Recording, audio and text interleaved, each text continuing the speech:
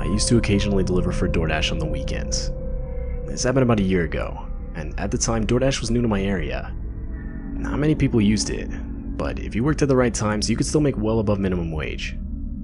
It was a Friday night, and I got a request in the app to deliver to a house around 8 miles away. The house was on a deeply wooded back road, with absolutely no streetlights. Like, literally, if you turned your headlights off at this time of the night, you were completely blind. I delivered to a house in this area once before, but that was when it was light out, which, trust me, is a way different scene. I didn't have much for phone service, so it was difficult to find exactly where I needed to be. But after a while, I finally found the place. The house seemed pretty similar to a lot of the other houses in the area, secluded looking, and right on the edge of being able to comfortably call it abandoned. I pulled up to the house, and because of the limited visibility, I decided to keep my car's headlights on while I dropped off the food at the door. But to do this, I had to keep the keys in the ignition, and so I did. I figured it wouldn't be the end of the world if I left my car running for an extra 30 seconds. I took the bag of food to the front door. I knocked a few times, and waited about 20 seconds, when my phone went off. I was getting a call from a blocked caller ID. I decided to answer it in case it had anything to do with the food I was delivering. It was some man who sounded completely normal. He explained how he was the one who placed the DoorDash order, and he then asked me if I could just bring it to him around back. I was already sketched out as is, and so I told the guy no way. If he wanted his food, he needed to come to me up front. But to that, the line just went dead. I told myself I'd wait at the front door for one more minute, and if this guy didn't show up, I was just gonna leave. Maybe 30 seconds passed, and the guy did show up. The front door opened, and I looked at the dude.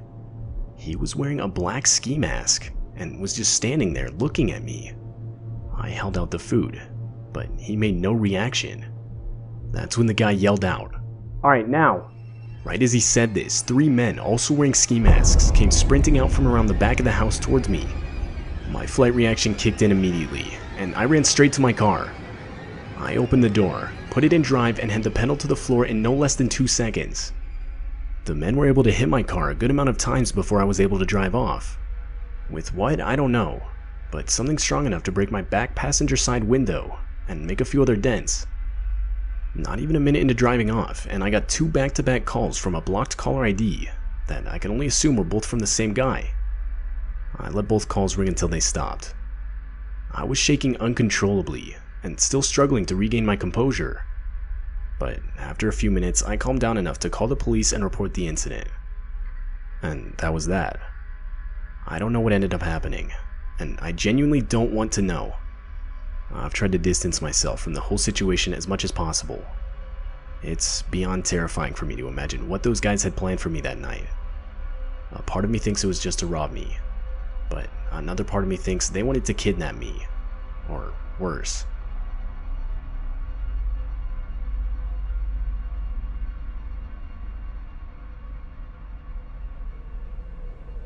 This happened back in 2019, on a Friday night in January. I had just gotten back from work, and was honestly way too tired to make my own food. I always heard good things about food delivery apps, and so I figured that night was the perfect night to finally download one and try it out. I just downloaded the first one that showed up. I then made an account, placed an order at a semi-nearby restaurant, and turned on Netflix to watch while I waited for it to arrive.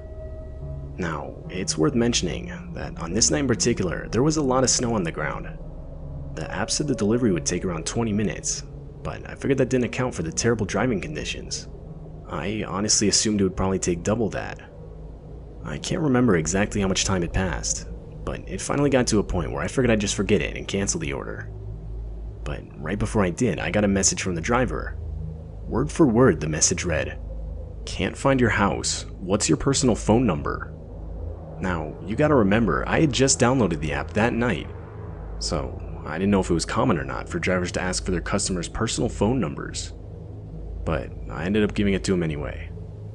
Around 10 minutes later, he would contact me, but not over a phone call like I expected. The guy texted me, saying he'd be at my place with the food in 10 minutes. This unsettled me a bit. I was under the impression he needed my phone number so he could call me and get better directions. But I just tried to brush it off. Around 10 minutes later, I would get another text saying he left the food on my doorstep. I went outside to get it and sent a text back thanking him. I figured that was that. But around midnight, I would get another text. It was the delivery driver. The text simply read, "I really liked your sweatshirt." This was now getting extremely weird, as the text suggested that the guy had stayed to watch me grab the food from my doorstep. I tried to play it cool, and responded with something like, "Haha, yeah, thanks. It's pretty nice." I can't remember everything that was said next, but it was some string of multiple texts that were something along the lines of, "So how's your night going? What are you up to?" and various other seemingly harmless messages. To these, I didn't respond. At the end of the day, I told myself I didn't know this guy, and I had no obligation to keep a conversation going. So, I just went to bed. But come morning, I would wake up to 20-something texts, and multiple missed calls all from the same number. It was again that same delivery driver. The last text was sent at 3 a.m., and as I scrolled through the texts, two in particular caught my eye. One of them read, "I'm outside your house," and the other said, "I can't see anything through your window. It's too dark." But that wasn't even the worst of it. I would later go outside to find footprints in the snow that I knew for a fact were not there the other day. Meaning, this guy wasn't joking. He had actually showed up to my house, and by the looks of the footprints had walked around it multiple times. I've since moved, and haven't received another text from the number. That was the first and only time I will ever use a food delivery app.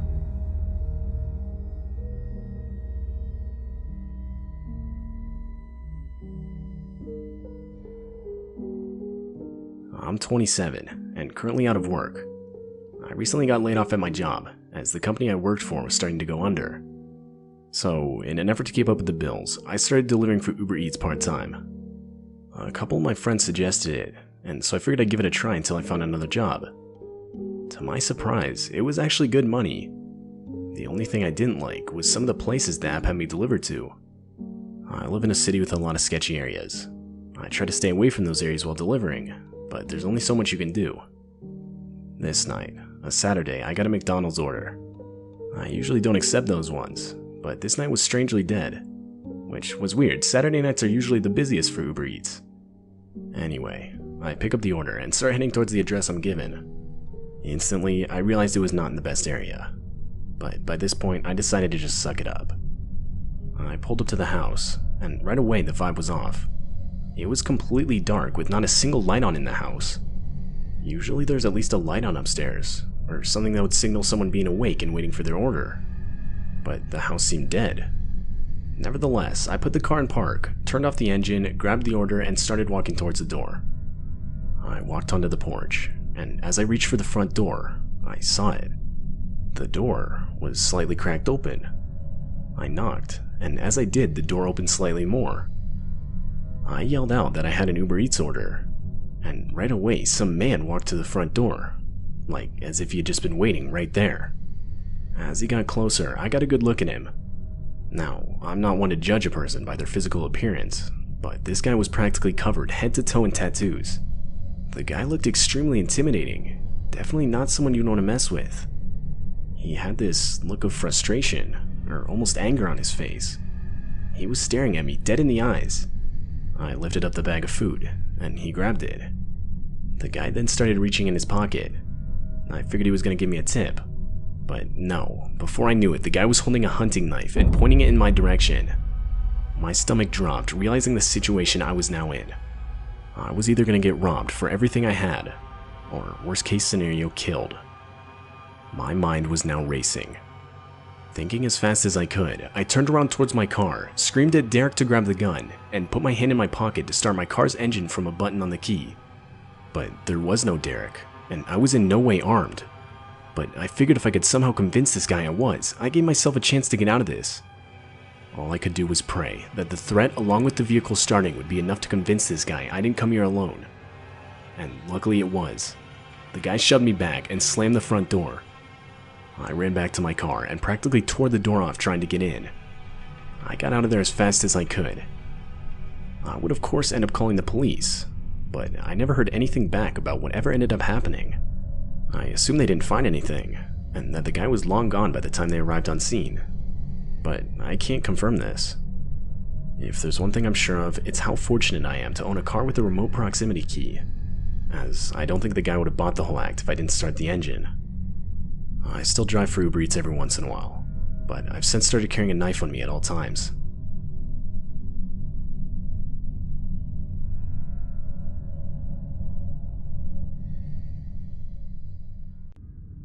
The pandemic has been pretty hard on all of us, and we've all felt its effects in a variety of ways, but musicians have felt it more than most.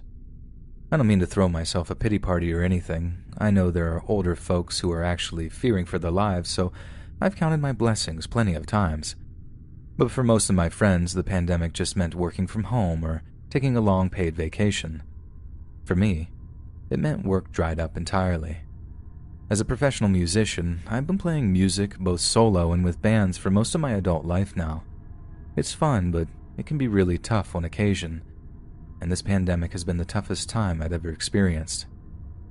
I had to do something, anything to pay the bills, so when the drummer in my band said that he was making some pretty decent money for working for Postmates, it immediately sparked my interest. I think the real selling point was how it had benefited his health. Us musicians tend to be much more familiar with a bottle and a glass than an elliptical machine, so riding a bike and getting paid to do it seemed like a great way to get back into a fitness regimen. So, dust off my young brother's old mountain bike, oil up the gears, get myself a Postmates driver's account, and I'm pretty much ready to go. I mean, it's kind of messed up that there were no background checks or anything. Like, I literally could have been anyone, but hey, I wasn't complaining at the time. I needed the money, I needed it bad, and there were much worse things than delivering acai bowls that I could be doing. But being a delivery driver brought a whole host of new occupational hazards, and there was one particular incident in the summer of last year that I've thought about almost every single day since it happened. So, I get this one job delivering Thai food over to a place in Brentwood, just this little single-story house that barely stood out from the rest. Postmates has us doing the whole contactless delivery thing by that point, but I always used to hang around just to make sure whoever it was got their food. Sometimes you had some pretty elderly people ordering from us, since some didn't have any other means of getting food without exposing themselves. It meant a lot to me to know that I was helping like that, even if it was in such a small way.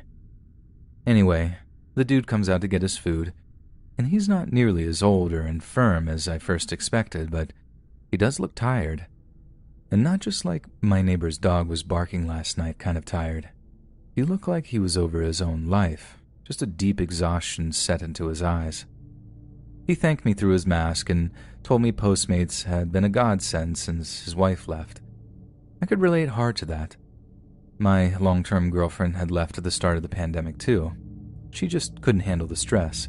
Couldn't be so far away from her parents during such a difficult time, so I knew what he was talking about. Like I said, he seemed sick and tired, but he didn't hint at actually being depressed or mad or anything like that. He just seemed to be doing that macho guy thing of internalizing all of his feelings, and again, hard relate. Like I said, I often stuck around to make sure people got their food, and I'd also make a point of thanking people if they tipped big, and boy, did tired guy tip big. Right as I'm about to ride off on my bike, I make a point of telling the guy how grateful I am that he was so generous with his tip. It's literally people like him that mean I don't have to pawn my guitars to pay the rent. He just kind of nods, then says, "Just don't make the same mistakes I did, kid." I wasn't a kid. I was 28, but the weight of experience in the guy's voice, I just took it on the chin. The very next day, I get another delivery up that way, so I decide to cycle past the guy's house. I'm not 100% sure why, I guess I'm a creature of habit or something. But as I roll up, I can already see that something is horribly wrong. There's a cop car sitting in the guy's driveway, and his gate is blocked off with blue and white police tape. There's one cop sat in the driver's seat of the cruiser, and he gets out to ask me why I'm gawping at a crime scene. I ask him what happened, and he tells me to move along before turning his back on me. But then on the fly, I say "But, officer, that's my uncle's place." And I drop the same name he'd used for his Postmates delivery. As soon as I say that, The cop stops dead in his tracks and turns around and sighs. That's when I know it wasn't just some home invasion or a car theft or something. That's when I knew it was darker than I could have imagined. The cop says something like, "Look, I'm sorry, but you're better hearing this from the next of kin. Besides, homicide doesn't have a full picture of what happened yet." "Is he okay? Is my uncle okay?" I ask. He was taken to the hospital, but after that I'm not sure. I'm so sorry, sir. I had to do my own research to find out what exactly actually happened, and to me, it was way worse than home invasion or something. The older guy, the one who'd been so generous with his money and his advice, had a full-on mental breakdown the very same day that I brought him his food. From what I could gather, he'd been ranting and raving in his driveway, and then when the cops showed up, he waved a gun in their faces, and that's all she wrote. They shot him dead right there in his driveway. I don't know if he was trying to end his own life by cop or he actually had some kind of mental breakdown, but if it all happened that same night I dropped his food off, then I basically fed this guy his last meal, the final thing that ever passed his lips. A couple of hours later, he was dead. I don't know why, but that messed with me something awful over the weeks that followed. I kept thinking that maybe if I'd stuck around, maybe if I asked him more about his problems or his life in general, maybe it had given him the strength to carry on, at least for a little while. Or maybe it was always going to happen. Maybe he'd planned it or something, and nothing I could have said would have made a difference. For the longest time, those were the kinds of thoughts that I just couldn't seem to shake. Like the guy was a ghost that just haunted me, no matter where I went, or what I did.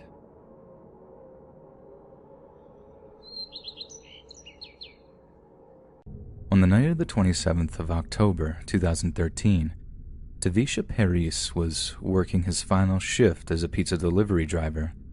The 25-year-old Sri Lankan migrant had moved to the UK to pursue a degree in IT and had long been employed as a delivery driver to support himself as he studied. But since he graduated with distinction from the University of Sheffield, Tavisha had quickly found himself a well-paid job in the IT sector. The generous pay package meant that it would be much easier to apply for permanent residence in the UK, which would open the door to eventually moving his family over too. His boss was sad to see the back of such a hard-working young man go, but also happy to see Tavisha moving onward and upward in his chosen career path. All he had to do was work one more shift, just one more night, and he'd be starting off his new life as a white-collar professional. At around 10 p.m., Tavisha would have been making one of his final runs of the night as he drove out to Southie Crescent with a customer's order. As he parked his car, unfastened his seatbelt, and opened the driver's side door, Tavisha was greeted by the looming figure of 25-year-old Qasim Ahmed. Qasim wasn't the one who ordered the pizza, but still wanted something from the delivery driver, his mobile phone. Tavisha saw a flash of steel in the dim streetlights as his mugger pulled out a knife and threatened to stab him if he didn't hand over his phone. But Tavisha was brave. Too brave, perhaps. He had worked hard to be able to afford an expensive smartphone, and he wasn't about to hand it over without a fight. There wasn't a fight that night. It was a slaughter. Without so much as an ounce of provocation, Qasim Ahmed plunged the knife into Tavisha's chest, who fell back onto the pavement, gasping as he attempted to stem the bleeding.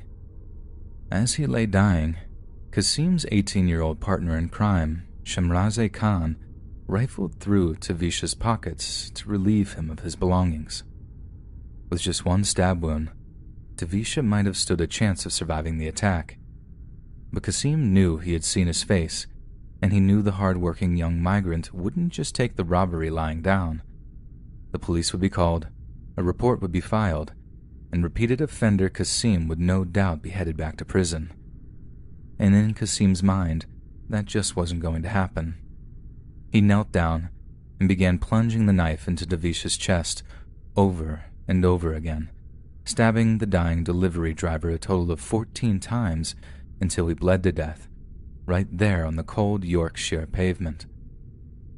The local community was appalled by the brutality of the murder, but also by the horrific and painfully tragic circumstances. Just one more night on the job. If Qasim Ahmed had waited just one more day to steal a phone or a wallet, Tavisha would still be alive. It's like some cruel cosmic joke, so utterly senseless that it almost sounds made up, and many were moved by the story. Given that Tavisha worked for Domino's in the UK, the company paid for his family to fly over so they could better organize his repatriation, as well as working more closely with investigating police. Tavisha's older brother, Pramod, spoke to the media on his arrival in Britain, saying, "I'm heartbroken. My brother, Tavisha, was the center of our world. He gave us so many reasons to smile. He was kind and considerate, and we were extremely proud of his achievements. We were so happy that he was doing so well in England, and we never thought his life was in any danger.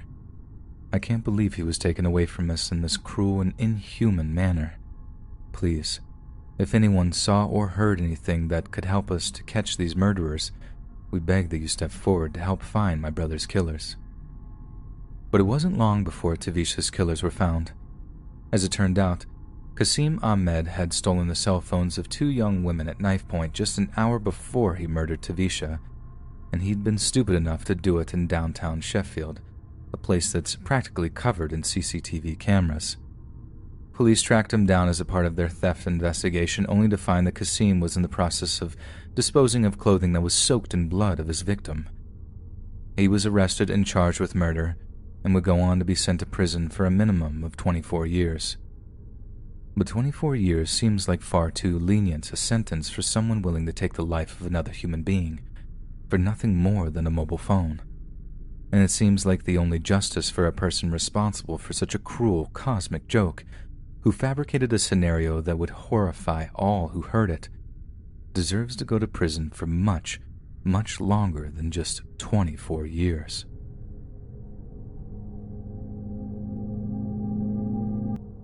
Two stories stand out in my mind. I should note that I work day shift. These happen in broad daylight. It wasn't some spooky old haunted house at night. This stuff creeped me out in the middle of the day. So the first event goes down when I took a delivery to a nice big house in a peaceful suburban neighborhood. This middle-aged guy had to be in his late 50s or 60s, answers the door and invites me in while he goes to grab his wallet. Any other time, I'd have opted to stay outside on the porch, but the house was seriously impressive looking from the outside that I wanted to check out what kind of interiors it had going on. So I follow him to his back porch, but stopped dead in my tracks when I noticed the large TV screen that's playing some kind of hardcore adult movie. When he noticed I had stopped, and that it was making me uncomfortable, he didn't bother to apologize or turn it off. In fact, he seemed to like the idea that he was basically forcing me to watch something so sleazy, and beckoned me to come out onto the porch to join him. Naturally, I declined, got the money, and left. The other thing happened at an extended stay hotel that had a real bad rep, mostly from fellow delivery drivers who ended up getting robbed or jumped. So I follow the delivery instructions and head around to a side door where I find I actually needed a code to get in. Luckily, a guy sticks his head out of the window and says the pizza's for him, adding that he'll be right down to pick it up. As I'm waiting for the guy to let me in, someone else comes along and lets me in, so I ended up meeting the guy on the stairs. Now, rather than exchanging money and leaving as you might expect, the guy tells me he doesn't have the money. Some other guy back in the room has it and asked me to come upstairs with him. With the first red flag tingling in the back of my head, I step into the elevator with him. The doors close and he says something to the effect of, "Hey, check this out," and begins to lift his shirt. Second and third red flags here. Under his shirt, he's been wrapped with bandages around his stomach. I'll save you the graphic details, but it was obviously a bad wound, a stab wound if I had to guess. He proceeds to confirm that he was in fact stabbed the other night, and that it was on the news and that I might have seen it. and after a pause in the conversation, that it hurts a lot. With the most awkward silence ever, we step off the elevator, go to his room, and he pops inside before coming back to invite me inside. Now, two thoughts go through my mind. Either this is the dumbest setup for a robbery I'd ever seen, or the couch guy is really, really lazy. I eventually settle on the fact that if this were a robbery, the guy probably wouldn't have advertised this gaping stab wound, and I kinda wanted to meet the laziest man in the world. So I step in the door, careful not to let freshly mixed stab wounds get my back. Inside, there's an older white-haired man on the couch and a young tweaked-out girl. The man hands the money to the girl, and naturally, it's a $100 bill, and that's the only cash he has. So reluctantly, I make change for him out of my own money, conclude the transaction, and hastily retreat from what I can only assume was some kind of meth house.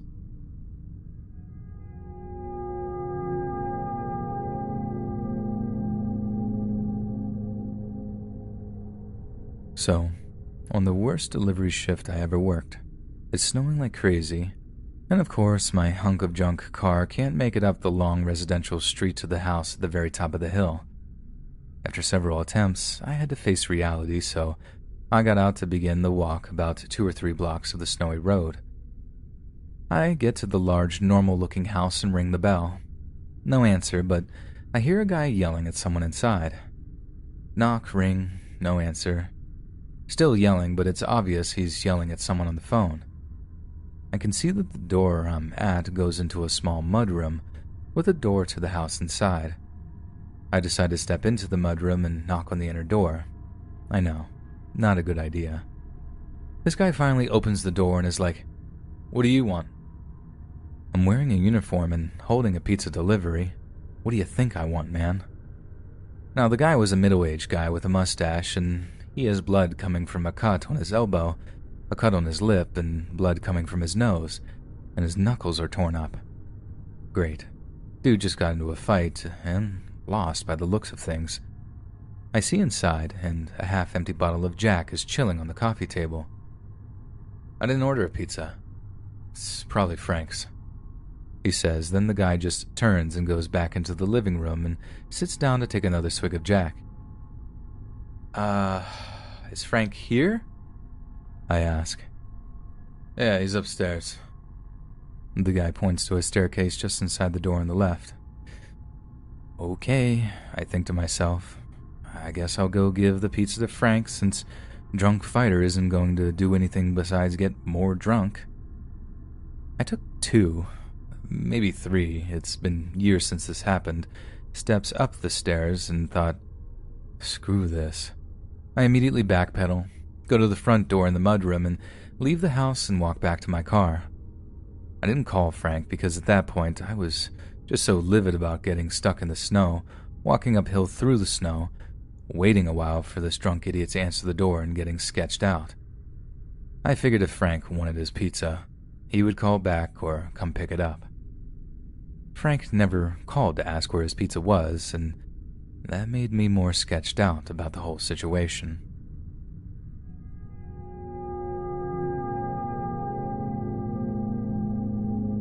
Back when I was in community college, I worked at this pizza place that was basically in the middle of nowhere. It was located in a strip mall at the side of a highway in a pretty rural area, and there were just people dotted around the surrounded area that the store never quite went out of business. But since we hardly made any money, we operated a skeleton crew at all hours, and especially late at night. Sometimes it would just be 2 people in the store, me and one other guy. One would make the pies, and the other would drive them out to the customers. It wasn't always a perfect system, but we managed. Without a doubt, the best time to work was Wednesday or Thursday nights, simply because of how quiet it was. You worked a Wednesday or Thursday late shift and basically got paid to sit around on your butt and talk trash with your coworker. You'd maybe get 1 or 2 calls, nothing stressful, and that was that. But this one night, we get a call almost bang on 11 p.m., a half hour before closing. Any other time, we might actually be kinda angry, but it was just way too out of the ordinary for us to even be mad, Like I think it was legit the first time we'd ever gotten a call that late. Now at the time, my coworker is out in his car having a quick smoke before we start our clean down, so I'm all on my own when I hear the phone. Part of me was like, just don't answer it, dude. But honestly, curiosity got the best of me. Most of the families in the county work their farms, so they go to bed pretty early in the evening, so who was calling so late? When I pick up, I don't recognize the voice on the end. Given the nature of the job, I pretty much know everyone who calls, along with exactly what they're going to order.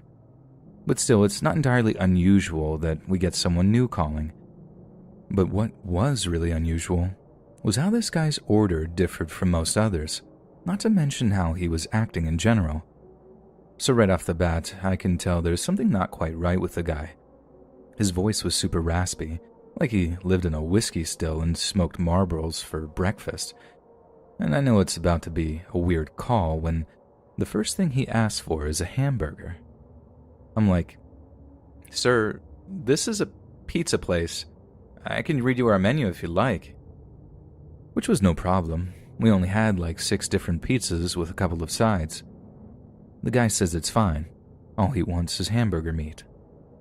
I'm assuming he meant on a pizza since we did actually do a cheeseburger pizza at the time, so I asked some clarification. But no, this guy doesn't want a pizza. He just wants hamburger meat. Raw hamburger meat. I don't even know if I'm allowed to sell raw hamburger meat. Like, I know you can eat raw hamburger meat. Like, I'm pretty sure that's what steak tartare is, but I figured there had to be some kind of food hygiene law against it. I asked my coworker, who was way too blazed to give me a solid answer, so I give the guy an honest answer and tell him I'm not even sure I'm allowed to sell him raw hamburger. The guy started begging and pleading so hard that I was actually speechless for a moment. He sounded like he was fiending for it, so bad that it was actually kind of creepy. I'm even less sure about the whole thing by that point, but after the guy on the phone offers a handsome tip, I make an executive decision and decided to go ahead with the sale. People do dumb stuff for money, right? Well, I suppose this is my thing. I throw what I consider to be $10 retail worth of hamburger meat into a plastic carton, plug this guy's address into my navigation system, then began the drive out to his house. I've been making deliveries in that area of Lawrence County for about 18 months at that time. I'm not saying I knew the place like the back of my hand, but I'd certainly never seen this guy's house before. I didn't even know that old place was there. It was some old farmhouse at the end of a long dirt road, and it looked like it was falling apart. It would have made a great haunted house, and all I could think as my headlights suddenly lit the whole place up was that it was like the start of a horror movie or something. I was the poor, dumb pizza boy, doomed to die in the film's intro that introduced whatever crazed killer or monstrous creature that was the movie's main feature. I park up, walk up the old rickety porch, and since there was no sign of a doorbell, I just knock on this guy's door. When he answers, he actually looks pretty normal. Like he'd expect some decrepit old witch to answer the door to a house like that. Not a guy in a sweater vest who looked like the dad of all dads. As I'm handing over the bag of hamburger meat, I can't resist asking him why he'd ordered raw hamburger and not an actual menu item. I figured he's going to grill it at home or whatever, so I frame my question as such. But the guy just smiles, shakes his head, and tells me he's going to eat it raw. I must have completely failed to hide the look of disgusted confusion on my face, because the guy then launches into this big speech about the benefits of eating raw meat. I mean, he talked a lot of science terms that I didn't understand, but he seemed to know what he was talking about, and it actually weirdly put me at ease for a second as he fished around his wallet for a tip. He hands me $11 in crumpled ones, and as I count them, I'm like, "Thanks, man. That's really generous." But then I look up, just in time to see the guy crack the lid on the plastic container of meat, bring it up to his nose, and take a long, deep sniff of what was inside. The way he acted wasn't like this wholesome, smells yummy kind of happy. It seemed straight up perverse. I'm just watching, trying not to freak out, as the smell of the meat seems to legit turn him on. After he huffs it, he shudders, eyes rolling in their sockets before he gets this glazed look in them, and all I'm thinking is, this is my cue to leave. I awkwardly thank the guy, just happy to get off of his property, only right as I go to turn around and walk back off the porch, I see something moving in the dimly lit hallway over the dude's shoulder. Poking out at about waist height from behind a doorframe was this big pair of terrified eyes looking back at me from sunken sockets. It was a kid. I don't even know what compelled me to ask, but whatever it was so strong that it overrode any desire I had to flee while I still had the legs to carry me. I remember saying something like, "That your kid, huh?" Instead of giving me this big smile or waxing lyrical about what a proud dad they were, something that would have suited his wholesome sweater vest dad look, he suddenly looks furious. He spins around on the spot. The kid looks terrified and disappears from view. Then, when he turns back, he just stares at me, this deep, moody stare that sent a shiver down my spine. And once again, I get that overwhelming "this is my cue to leave" feeling. I thank the guy, backing off the porch in a way where I never quite turn my back on him. He doesn't say a word in response, just keeps that angry look on his face, like I'd done something to offend him or seen something I shouldn't have. It took 20 minutes to drive back to the pizza place. 20 long minutes I had to replay the interaction in my head over and over again. I called 911 as soon as I got back, like I had no idea what was going on back there, but it couldn't have been good.